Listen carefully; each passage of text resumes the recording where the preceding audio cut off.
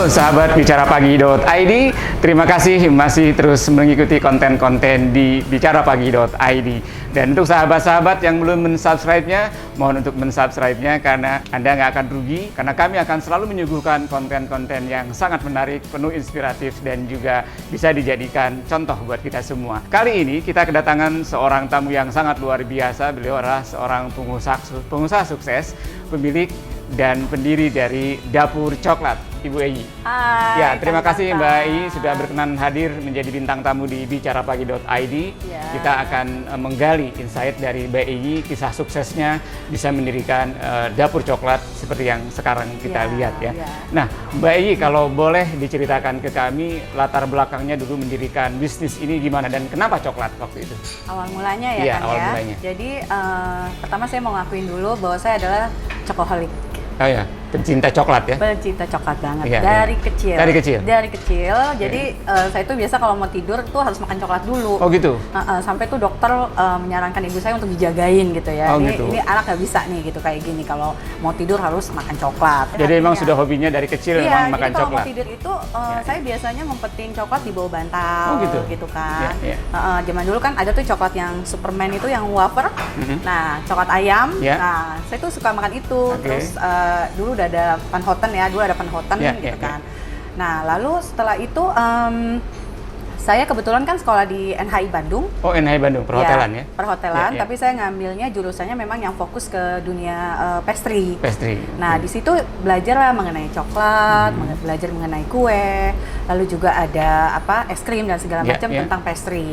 Nah, semester kedua saya belajar coklat, itu luar biasa senangnya. Ya. Nah, saya pikir asik, saya bisa makan coklat tanpa beli gitu kan. Bikin saya sendiri, bisa bikin ya. sendiri gitu kan. Ya udah, akhirnya sambil sekolah kalau pulang ke Jakarta, saya coba-coba bikin dan terima-terima pesanan sih waktu Oh itu. gitu? Iya. Itu kurang lebih tahun berapa tuh Mbak? Itu kurang lebih tahun 94 ya. 94. Tahun 94. Oke.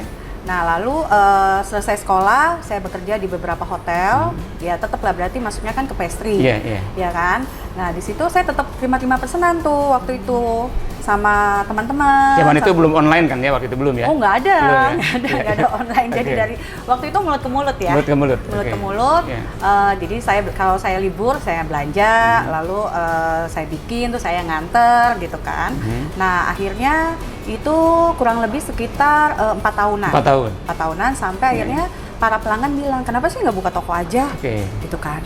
Hah, Berarti buka karena mereka toko? suka dengan rasa coklat yang dibuat Iya oleh kan, Mbak Ei, karena ya? gini kan, saya kan masih waktu itu saya masih sekolah juga, saya sekolah lagi kan, lalu juga saya kerja. Iya. Jadi saya bikinnya tuh kalau lagi libur gitu. Oh, Nah, si pelanggan pada bilang, kenapa sih nggak bikin aja tokonya? Oh gitu ya, ayo udah deh coba bikin. 2001 kita bikin. 2001. 2001 kita bikin. Berarti itu awal berdirinya Dapur Dapur Coklat? Coklat di 2001. Ahmad Dahlan, Jakarta Selatan. Iya, oke. Itu pertama, yang pertama ya? Dulu namanya sebenarnya toko coklat maunya. Oke. Nah, pada saat itu dolar naik.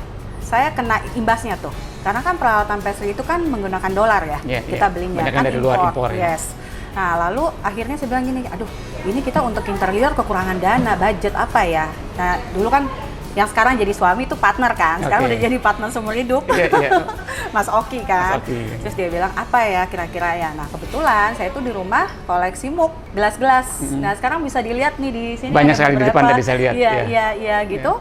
Ya udah, gelas-gelas saya bawa, Iya. saya tata. Iya. Lalu saya juga bawa barang-barang peralatan dapur yang sudah bekas, kayak oven yang sudah tidak Iya, pakai. Punya iya. ibu saya bawa semua. Nah, akhirnya pas kita lihat, loh, ini kok kayak dapur ya akhirnya gitu kan. Yaudah, lalu Mas Oki nambahkan, udah kita pasang kitchen set aja. Oke. Jadi konsepnya benar-benar dapur. Akhirnya Dapur Coklat. Dapur Coklat. Jadi orang serasa lagi buat coklat sendiri di dapurnya gitu ya? Ya, serasa Oke, dia oke. datang ke Luar Dapur Coklat biasa. tuh serasa datang ke dapurnya sendiri. Iya. Dan itu kan 2001 berdiri ya. 2001. Sekarang kan kita udah di 2020, berarti sudah sekian tahun lamanya. Almost Pas 20 ya. Almost 20, betul. Iya. Yang namanya bisnis kan pasti ada jatuh bangunnya ya. Iya, betul. Boleh nggak cerita jatuh bangunnya Dapur Coklat sampai menjadi seperti sekarang itu? Jatuh bangun ya. Ya, jatuh bangunnya. Jatuh Pastinya kan, bangun, iya. sebenarnya yang paling kerasa ini adalah pada saat pertama, kalau menurut saya sih ya, Kang ya, perjalanan saya ini ya, Iya. namanya kita usaha, pasti kita akan ketemu untung dan rugi, Iya, itu betul. pasti. Betul, betul. Tapi Harus siap ya. ya, tapi sebenarnya yang ada dua kondisi yang dimana memang kita kena banget nih. Iya. Jadi yang pertama adalah pada saat zaman berubah ke digital. Oh, itu impact berasa ya? Impact sekali, karena waktu itu kita masih punya call center sendiri. Lalu juga kita waktu itu belum ada media sosial, ya kan? Ya maklum, karena kan pada saat itu kan udah zamannya millennials ya, gitu kan. Itu dampaknya cukup kerasa, karena lama-lama kok omset kita jadi turun. Orang nggak datang ke sini. Orang gitu tidak datang ke toko ya? Ya, tidak datang ke toko. Lalu ini ada online apa nih gitu, ya kan? Nah terus ada ojol-ojol ya, online kan? Online, iya kan? On stop gitu. Ini apa ya gitu? Itu tadinya kita nggak realize, karena kita pikir oh kita pionir. Jadi makanya kita nggak boleh terlalu apa ya, pede gitu. Iya, betul. Kita benar-benar harus update perkembangan zaman seperti apa. Betul. Nah akhirnya kita switch semua. Saya dengan kebetulan Mas Oki juga akhirnya realize bahwa yuk kita ganti tim. Bukan berarti ganti ya. Maksudnya kita menambahkan tim untuk yang muda-muda. Betul. Kita buat ini sedemikian rupa sehingga kita sudah bekerja sama dengan semua marketplace. Luar biasa. Dan hasilnya langsung berubah lagi. Langsung. Jadi sekarang udah kesannya kayaknya udah yang upload. Iya. Udah yang video, datang, iya. Digital banget gitu loh kesannya ya kan. Karena memang saya pikir memang saya dan Mas Oki juga sendiri kan memang bukan tipe yang memang zaman sekarang ya gitu kan. Dan apa salahnya kita pakai yang kreatif seperti ini gitu, anak-anak muda gitu. Betul. Nah yang kedua, dampak yang kedua. Wah ini ada makanannya seperti ini. Ini contoh yang dibuat salah satunya ya. Nah dampak yang kedua adalah kemarin Kang, pandemi COVID-19. Iya. Nah ini saya juga mau nanya, efek dari pandemi sekarang pada dapur coklat gimana rasanya? Kalau sekarang kita sudah laluin sih, karena kan sekarang sih sudah masuk bulan kelima pekan 6 gitu ya. Nah, pada saat pertama itu memang sangat-sangat kita tuh sangat-sangat shock banget karena emang dampaknya kena sekali gitu. 60% sales Tapi kita kan turun. tadi Mbak Egy sudah bilang dapur coklat sudah ke digitalnya juga sudah beradaptasi dari sebelum COVID. Tapi tetap berasa. Iya, tapi kan tetap. Dimana kan memang ini kan orang nggak boleh keluar. Iya, betul. Orang nggak boleh keluar, lalu juga pakai online juga mereka juga nggak berani loh. Jadi gini, pertama kali kita mengetahui tentang hal ini adanya COVID-19, yang pertama saya lakukan adalah kita berkomunikasi. Kita berkomunikasi dengan semua tim sampai ke level bawah. Lalu yang kedua adalah beradaptasi. Beradaptasi dalam arti kata kita mengikuti apa yang pemerintah anjurkan. Lalu seperti apa sih nanti bisnis ini harus kita garap lagi gitu. Beradaptasi Mas. Nah, yang ketiga antisipasinya apa nih? Betul. Nah, antisipasinya akhirnya kita menemukan satu produk yang memang di mana customer dapur coklat masih bisa merasakan kue dengan buatan sendiri. Jadi kita mengeluarkan satu premix. Oke, apa itu? Ada nih di sini. Nah, ini premixnya. Langsung di packaging aja. Iya. Jadi orang tinggal campur telur, campur butter. Jadi bisa dikatakan setengah matang, setengah jadi gitu ya? Masih bubuk, tapi tinggal dicampur butter sama telur dipanggang jadi. Langsung jadi? Iya, seperti itu. Gitu. Dan dipasarkan langsung di sini atau juga di marketplace lain? Di marketplace pastinya, sama ya di outlet kita. Ya, sama. Ya sudah 2 poin sahabat-sahabat kita dapat. Pertama adalah passion ya. Jadi Ibu Egy, Mbak Egy ya melakukan bisnis dapur coklat ini asalnya dari passion. Ya, passion bisa membuat seseorang menjadi orang hebat, bisa melakukannya dengan hebat. Dan yang kedua adalah Mbak Egy dengan dapur coklatnya cepat beradaptasi. Ya ingat di beberapa pesan kami bahwa yang paling hebat itu yang paling cepat beradaptasi. Apalagi di era sekarang perubahan yang sangat cepat sekali berubahnya. Nah Mbak Egy, 5 tahun ke depan, 3-5 tahun ke depan, kira-kira dapur coklat ini akan seperti apa yang diharapkan oleh Mbak Egy? Kalau udah bisnisnya sih sebenarnya kita pengen berkembang lah, itu sudah pasti ya. Kalau bisa sih cita-citanya pengen jadi gimana? Berkembang, lalu bisa sampai kita buka outlet di luar negeri gitu ya, amin, membawa amin. nama besar Indonesia juga karena kita sekarang ini pakai coklatnya coklat lokal. Kita pakai coklat semuanya lokal. Yes, kita lokal. Kita ada dari luar cuma flavor aja sih. Flavor dan coloring yang kita pakai dulu, tapi yang lainnya kita udah pakai yang lokal. Kenapa? Karena lebih mudah. Lalu juga saya cinta Indonesia sih kan, gitu. Luar biasa. Nah, kalau boleh tahu sudah berapa outlet sekarang dapur coklat? Sekarang mau 29. 29? Ya, udah mau 29. Nah, rencana sih ada sih cita-cita yang ingin saya gapai adalah kalau bisa saya mau punya sekolah pastry. Sekolah pastry, tapi free biaya gitu loh Kang. Buat orang-orang yang mau belajar ya? Orang-orang yang mau belajar biasa. yang memang saya pikir yang mereka tidak mampu, tapi khusus pastry ya. Pastry ya? Khusus pastry, nanti itu ada praktek, ada teori gitu ya. Lalu nanti setidaknya keluar dari sekolah itu mereka bisa langsung terjun ke industri kuliner, atau mereka at least punya usaha sendiri. Wah, luar biasa. Cita-cita yang sangat mulia, sahabat-sahabat. Dan tidak bayar ya, Kang ya. Mudah-mudahan ada yang dengar nih. Amin, amin. Kita aminkan. Ini bisa bantu. Sesuatu niat yang sangat luar biasa, Mbak Iyi. Dan mudah-mudahan sahabat-sahabat bicara pagi.id juga harus support. Dan siapa tahu bisa mendapatkan manfaatnya. Mbak Iyi ini kan sekarang sudah sangat sukses berbisnis. Mbak Iyi punya saran nggak buat sahabat-sahabat bicara pagi.id yang mau memulai bisnis? Ya. Apa sih kira-kira, apalagi di era sekarang yang bisa kita create oleh yang pemula, oleh kita pemula bisnis? Kalau berdasarkan pengalaman nih ya, betul. Kang Tantan ya, berdasarkan pengalaman itu adalah kalau menurut saya pada saat kita memulai bisnis, itu yang pertama kita tentukan dulu produknya apa. Oke. Lalu yang kedua adalah ada nggak marketnya? Dan di mana marketnya? Jangan jual sepatu kets di padang pasir ya. Ini contohnya. Betul. Lalu yang ketiga, tim. Kita harus punya tim. Jadi walaupun di rumah, online itu harus ada tim. Kenapa? Karena kalau online kan dunia tanpa batas ya, 24 jam. Betul. Jadi harus ada timnya. Kita nggak bisa sendiri. Nah, yang keempat adalah let's get do the rest. Jadi ada 4. Betul gitu ya. Iya. Tentukan teman-teman yang mau coba usaha ya. Betul. Jadi produknya harus jelas dulu mau bikin apa gitu kan. Nggak harus makanan sih. Betul. Atau apa saja. Apalagi di era sekarang kan yang penting ada hobinya orang ya, lagi hobi makan, hobi tanaman, hobi apapun kan bisa sekarang. Itu bisa sih dibarengkan dengan hobi ya. Dibarengkan dengan hobi bisa. Betul. Jadi ada produknya, ada calon pembelinya, ada timnya dan kemudian selalu berdoa lah ya. Nanti usaha keras. Di atas 99% kita yakin sukses, tapi ada 1% loh. Yang harus kita prepare. Luar biasa. Nah, kan lupa kan kebanyakan ngobrol. Ini udah disiapin loh, Kak. Oh, jadi ini bukan buat contoh aja ya? Enggak dong, bisa dimakan loh ini. Bisa dimakan ini produk beberapa produknya Dapur Coklat deh. Nah, ini semuanya dibuat di sini ya? Iya. Di sini kita tinggal finishing. Ini ada es coklatnya, ini enak banget, Kang Tantan. Di sini kita tinggal finishing karena kita punya production. Kita coba dulu ya. Cobain ya teman-teman ya, nih sama Kang Tantan nih produknya Dapur Coklat. Ini best seller kita Two Season. Kenapa kita namakan Two Season? Karena pada saat dia keluar itu pada saat antara Lebaran dan Natal itu cuma beda 1 hari. Berdekatan waktu itu ya. Waktu itu cuma beda 1 hari, tahun 2002 kalau nggak salah. Jadi kita namain Two Season.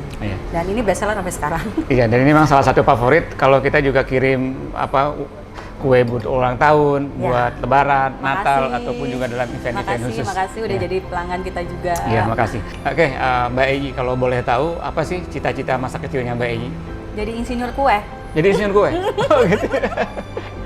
Jadi tukang kue, insinyur kue ya? Dari kecil udah tahu. Memang udah tahu mau kemana ya? Memang saya kan emang tiap hari tuh melihat ibu itu selalu bikin kue kan. Oh, ibu memang Kami suka kan dari Makassar. Jadi kalau sore itu ibu selalu bikin kudapan, bikin kue-kue kecil gitu kan. Jadi saya senang gitu melihat, dan ibu juga kan punya catering dulu. Oh, oke. Itu. Lahir dan besar di mana sih, Mbak? Saya lahir dan besar di Jakarta. Di Jakarta ya? Di Jakarta.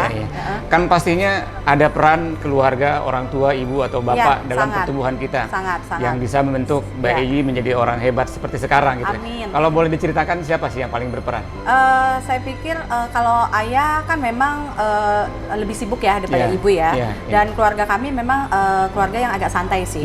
Jadi nggak melulu kamu harus sekolah yang gimana enggak sih. Ayah ibu saya juga kebetulan emang yang sangat santai, dan mereka melihat apa sih yang passion dari anak-anaknya gitu. Ada nggak pesan mereka yang sangat berkesan buat Mbak Iyi sehingga membentuk jadi seperti sekarang? Ya, ibu saya cuma berpesan begini, ayah juga, beliau bilang bahwa kamu pokoknya apapun yang kamu mau lakukan harus serius. Oke, nggak boleh main-main ya? Ya, nggak boleh main-main, harus serius. Apapun itu harus serius. Misalnya kamu memutuskan untuk menjadi ibu rumah tangga, kamu harus serius. Menjadi ibu rumah tangga yang baik ya? Menjadi ibu rumah tangga yang baik, dan anak-anak kamu tuh nanti jadi baik gitu. Oke, sudah punya putra-putri kan ya? Sudah, saya punya 2. Sudah punya 2. Pesan buat mereka, apa yang ingin disampaikan oleh Mbak Iyi sebagai seorang ibu? Saya sih nggak terlalu gimana-gimana ya Kang. Saya cuma bilang sama mereka, boleh nggak kalian jangan jadi orang yang biasa-biasa aja. Tetapi kalian menjadi orang yang luar biasa. Saya dengar ada yang jadi pembalap ya? Iya. Oh gitu. Boleh cerita pembalap apa? Yang kedua nih, dia lagi balap nih hari ini. Lagi balap, nanti dari sini saya langsung ke Sentul, go-kart. Oh, go-kart. Go-kart. Kalau yang pertama dia ikut saya di kuliner. Oh gitu. Sekarang Jadi satu udah, kuliner, ya, satu ya, pembalap satu kuliner, ya. satu ikut bapaknya. Bapaknya kan otomotif juga. Oh, oke. Luar biasa. Pesan buat dia apa? Buat dua-duanya. Ya pokoknya saya cuma bilang jangan jadi yang biasa-biasa ya kalian ya. Oke. Jadilah Jangan average jadilah, ya. Jadilah orang yang luar biasa. Dalam bidang apapun. Dalam bidang yang baik apapun yang pastinya kalian ya. suka. Iya, luar biasa. Wah, keren banget. Mbak Egy juga kan seorang istri ya. Ada nggak sih maksudnya tuntutan dari suami atas peran seorang bayi yang pastinya sangat sibuk sebagai pebisnis kan? Tuntutan di rumah ini atau nih bagaimana enaknya nih mungkin? Kang, Ya, karena gimana? saya satu kantor kan. Oh, emang karena partner ya? Iya, karena partner yang kan jadi dari suami. partner kami nikah terus akhirnya jadi partner seumur hidup. oke. Jadi Jadi dia saling tahu apa yang memahami. saya lakukan di Iya, kantor iya. kan dan mengerti sekali tingkat kesibukan kita masing-masing gitu. Luar Jangan biasa. salah di rumah tetap ngobrolin yang udah kita obrolin di Oh, kantor gitu ya? gitu ya.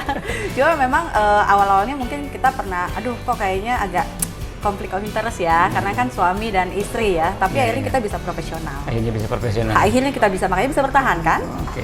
Tadi Mbak Egy sudah menyebutkan bahwa Dapur Coklat ini sudah memiliki 29 bahkan udah mau menjadi 30 outlet ya. Iya, Tersebar Kak. di Jawa aja atau ada di luar Pulau Jawa? Enggak sih, kita ada di luar Jawa, cuma memang kita belum menyeluruh. Nah, apakah mau cukup berhenti di Dapur Coklat saja atau ada rencana atau mungkin sudah melakukan bisnis lainnya di luar Dapur Coklat? Ada nih, ada. Ada. Jadi, nah ini pada saat pandemi kemarin, Iya. jadi sebelum pandemi sih, kira-kira di akhir tahun 2019, di Desember, saya buka donating. Donat?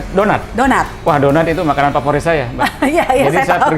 saya pergi kemana-mana pasti nyari Iya, donat. iya, iya. Jadi Mbak Egy bikin donat juga di Dapur Coklat atau bukan? Kita Beda, berdiri apa? sendiri, Berdiri tapi sendiri? memang tetap Dapur Coklat ya, cuma kita berdiri sendiri gitu Oke. loh. Jadi namanya nggak donating. donating. Jadi kita udah punya production sendiri dan segala macam. Aha. Dan ini bisnisnya kemitraan. Aha. Mas. Jadi pada saat pandemi kemarin, di saat ketika orang kena PHK, Iya, ya kita iya. tahu ya dampaknya COVID-19 Iya, kan. iya. Itu naik karena akhirnya orang mau usaha gitu. Apapun lah, yang penting kita harus bergerak kan, yang seperti Kang Tatang suka bilang. Partneran "Ayo sama bergerak." siapa? Sama suami lagi? Enggak, ini saya partnernya sama Mbak Imong loh. Serius? Iya. Mbak Imong artis? Iya. Serius, Mbak Mbak? Paula sama Mbak Imong, betul. Oh, Mbak Pau ya? Iya, Mbak Pau. Mbak Im Paula. Iya, Wah, iya, iya. keren banget. Iya. Wah, Mbak, kalau bisa ketemu sama Mbak, serius nih sama Mbak Imong? Iya, serius Wah, sama luar Mbak Imong. biasa.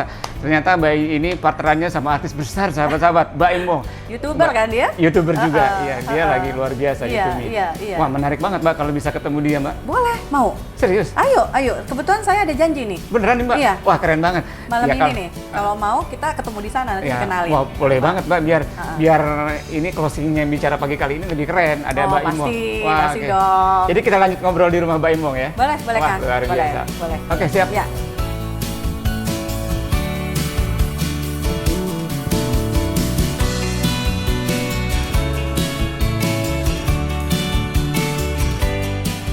Halo sahabat Bicara Pagi, ternyata beneran loh Mbak Iyi ini berpartner sama Mbak Imong. Yuk kita gali apa sih yang mereka berdua lakukan dalam hal bisnis ini. Mas Baim, terima kasih Mas Baim sudah berkenan join di sini menjadi bintang tamu obrolan saya dengan Mbak Egy ya. Saya mendengar Mas dari Mbak Egy bahwa Mas Baim ini juga ternyata selain sebagai artis sangat terkenal, YouTuber nomor 1 sekarang di Indonesia gitu ya, ternyata juga suka berbisnis ya. Kenapa suka bisnis F&B, kuliner? Saya tuh dari dulu ya, dari tahun 2007 mulai, dan itu juga nggak berhasil ya, banyak banget ya, banyak banget. Jadi kebetulan aja singkat cerita 2020 ini ketemu sama Mbak Ei. Jadi dia udah Gimana cara mulainya bisa jadian bisnis maksudnya? dikenal sama teman ya. Jadi waktu itu sebenarnya akhir 2019. Iya. Kayak 2019 Iya. saya dikenalin. Waktu itu kan saya bilang ini kita selain dapur coklat ini harus ada something lagi Iya. tapi snacking gitu. Snacking, apa itu? Ya donat Donat, ya, ya. kan buat snack ya. Donating itu yang kayaknya coklatnya meleleh gitu panas Iya, ya? iya, ada dinikmatinya coklat dan keju lah ngambil ya, panas gitu tuh. kan. Itu saya sering beli tuh saya. Iya. Iya. Nah memang nggak bisa dipungkiri kan, sekarang kan dunia digital, Iya, iya. semuanya online Betul, dan betul. semua visual Iya, gitu iya. kan. Ini siapa nih yang bisa kita ajak nih Iya, gitu iya, kan. Nah akhirnya karena waktu itu saya ingat banget ya kenapa Mas Baim. Waktu itu saya sempat nonton film Bebas tuh, Iya. ya kan, dan saya suka Iya. banget tuh Mas Baim di Oke. situ. Iya, iya, Dan iya. saya emang ngefans kan Oh, sebenarnya. fansnya ya. Fans jadi partner ya, luar biasa. Akhirnya coba ke teman dan teman ternyata kenal kan. Kenal sama Akhirnya Mbak Im. ditemuin. Nah pas ditemuin, ya udah janjian. Mas Baim juga orangnya welcome, friendly sekali gitu ya. Terus langsung nih saya langsung TikTok Langsung sama TikTok, ya? pada saat saya TikTok sama Mas Baim. Terus udah Mbak, saya dari Indonesia tanggal sekian. Habis itu kita ketemu. Udah saya ketemu ke rumah Mas Baim. Waktu itu Mbak Paul masih hamil besar. Jadi emang donating seumurnya Kiano nih sekarang luar nih biasa, gitu ya. Lalu setelah itu dicobain terus suka gitu ya. kan. Pecinta donat juga, Baim? Saya malah bukan pecinta. Bukan ya. Kalau saya pecinta donat saya, makanya saya rajin beli. Saya pecinta donat. Semua donat pasti saya coba. Kalau boleh tahu konsep bisnisnya ini gimana partnershipnya? Kalau nggak keberatan berbagi? Konsep bisnisnya ya. Konsep bisnisnya itu kemitraan sih. Kemitraan ya. Karena waktu itu juga ngobrol sama Mas Baim tuh bahwa kita juga mau ada unsur bahwa kita juga ingin berbagi gitu ya. Maksudnya berbagi dalam arti kata kita ingin mengajak. Untuk orang-orang yang memang belum kenal bisnis tapi berbisnis dengan bisnis yang sangat simpel dan mudah gitu kan. Ya UKM sih jatuhnya UKM, ya Mas Baim ya. Sudah berapa cabang sekarang? Sampai dengan akhir bulan ini kita akan 75. 75? Yes. Wah, luar biasa. Udah ngantri sampai dengan akhir tahun 120 mitra. Wah, luar biasa itu. Hebat. Yang hebat dua-duanya ya, saling melengkapi lah, saling melengkapi. Ya. Saya emang kan udah di productionnya kan, di produk. Mas Baim kan lebih ke apa ya, maksudnya woro-woro lah ngasih tahu segala macam gitu kan. Jadi ini jual franchise ini? Jual franchise atau gimana? Tapi kita bukan franchise bilangnya, karena kan memang skalanya UKM ya, jadi kemitraan. Kemitraan? Yes, kemitraan. Jadi ini kalau boleh tahu, misalkan ada penonton bicarapagi.id ingin sekali berbisnis, berpartner dengan Do Nothing dibacanya? Ya, Do Nothing Just Chilling. Just Chilling, oke. Nggak usah ngapain gitu ya, Do Nothing. Sorry. Nah, supaya kalau sahabat-sahabat ini pengen berbisnis dengan Do Nothing, ada caranya gimana? Harus menghubungi kemana? Boleh, jadi untuk yang Jakarta kita sebenarnya sudah full, tapi nggak apa-apa kita lihat lagi kembali titiknya. Karena sebenarnya antara jarak mitra satu dengan yang lain ada 3 km yang harus diperhatikan ya. Jadi bisa di kota mana saja, karena penonton kami dari Sabang sampai Merauke loh. Iya. Kita sekarang udah ada di Cilegon, Mas Baim kan tahu ya, ada di mana lagi Surabaya, terus nanti Papua, udah mulai banyak sih yang di luar kota. Gitu. Nah kalau untuk coba tertarik, boleh langsung DM ke donatingco.co.id.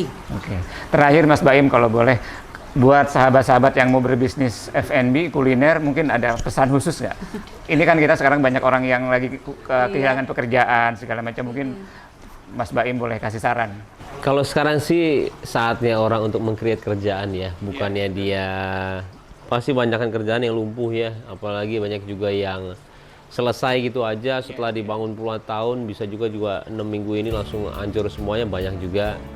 Jadi kalau saya bilang meng-create kerjaan ya memang sudah seharusnya kita bertahan hidup di pandemi sekarang tuh benar-benar kita daya kreatif kita ditinggiin ya, dan bukan berarti berakhir semuanya ya, saya nggak setuju gitu loh. Lebih setujunya ketika ada suatu pandemi, ada masalah, kita meng-create sesuatu dan harus menghasilkan sesuatu walaupun tidak banyak, tapi kita survive lah istilahnya. Sekarang kata yang lebih benar tuh gimana caranya kita bertahan. Betul sekali. Gimana pandemik seperti sekarang ya, begitu keluar kita tetap menjadi pemenang ya. Wah, Mas Baim terima kasih sudah berkenan hadir sekali lagi. Mbak Eyi juga terima kasih. Mudah-mudahan Dapur Coklat dan juga Do Nothing-nya makin sukses, makin berkibar ya. Nah sahabat-sahabat, kalau bisa saya simpulkan dari seorang Mbak Eyi dan juga di sini kan juga ada Mas Baim, bahwa untuk sukses itu perlu passion. Seperti halnya Mbak Eyi yang memang dari kecil passionnya adalah di dunia makanan, dalam hal ini coklat. Dan tadi Mbak Eyi memberikan 4 prinsip kalau kita mau berbisnis, yaitu pertama kita harus mengenal dulu produknya.